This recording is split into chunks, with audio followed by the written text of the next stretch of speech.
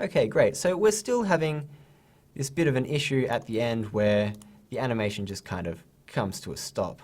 So we might actually just cut our animation off at frame 38. Okay, and then at this stage you want to just keep on going through and refining each of the different controls. You'll probably even go through and add many more keyframes in between just to give that little bit of variation. So I'm going to actually add some more keys into the arm movement because I want that to be more of an over the head sort of shot.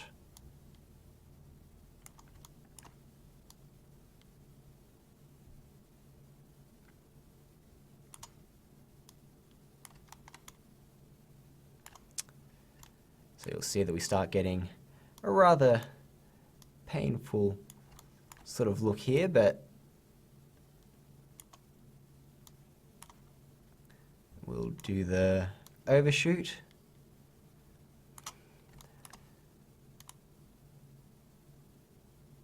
So that arm's probably going a little bit too high now, so we'll go back and fix that up.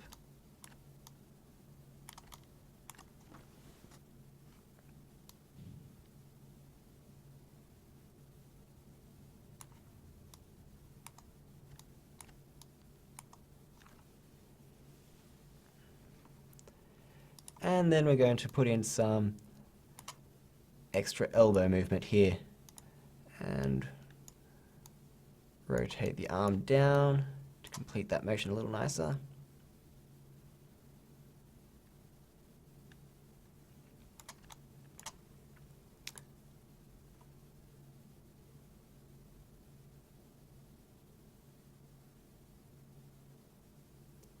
Okay, now what you'll notice at the moment is that towards the end of the throw, you actually lose a lot of the animation because it just goes so quickly into this duck down, and that's mainly due to this arm. So we're going to give it a few more frames to do what it needs to do.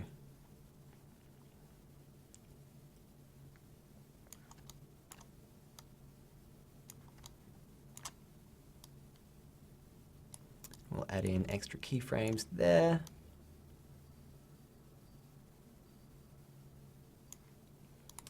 And we'll bend the elbow in.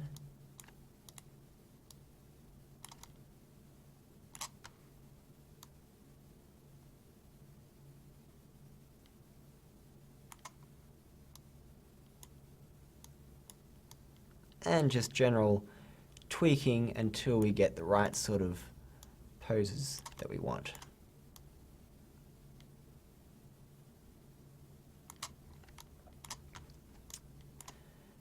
And just remember to keep playing it through to just find out what areas you need to fix up. So I think it's still this arm here towards the end of the animation. It just kind of snaps back into place.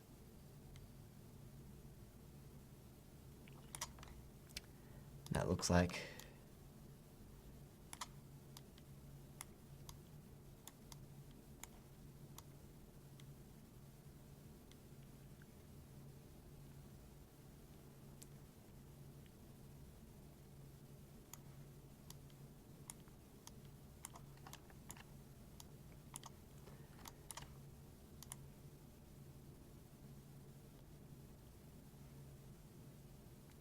okay, so we've got a lot of our keys all plotted out and ready to work with. Now there are still a couple of little places that aren't as smooth as they can be, but the best way to start looking at this stage, now that you've got the keys set down, is to actually come over to your perspective graph view and just frame that up, and you can start looking at your curves. So let's look at the center of gravity first. So that's going to be here at the pelvis control. If we frame that up, see that we've got some arcs going on here. We're going to have a bit of a closer look at each one of those. So if we come along here to our rotate Y, we notice that we've got this sort of plateauing at the top here, we might want to just tweak that curve so there's a little more overshoot in our rotation. And so that's just going to be along the rotate Y, which is the twisting action of the body. And we're also going to have a look at our rotate Y here. As you can see, it kind of comes up and then there's an in-between key here which we don't really need. It's just kind of messing up the animation. And we'll get rid of that one as well. So with these keys here,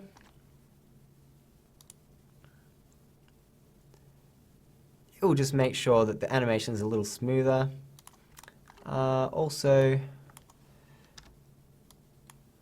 I'm just going to go through and refine some of these. And we can actually just use these handles here to create a little bit of definition. And we'll notice that these keys here are actually our translates, which don't go right to the end. So we probably want to add a bit of a correction there, just so that we keep the animation running through the scene. Because if you find that you're getting a jarring motion anywhere, that's generally due to something stopping dead in its tracks, and it will just look a bit awkward. So here we are with our throwing scene. You can spend a lot more time on this, just tweaking the shapes, tweaking particularly the silhouettes. If you look at each of the key poses, so you've got your start, your build up here, and then you've got your hyperextend, you've got your recoil, and then you've got your recovery. Okay, you can go back and spend more time on each of those. You might want to spend a little more time on getting the leg right. That's probably where I would look at this animation at the moment. But in terms of creating a basic character animation, this is being a run through of the steps that you need to go through, and that's a general overview of how to go about it. So I hope you enjoy doing this, and I'll see you next time.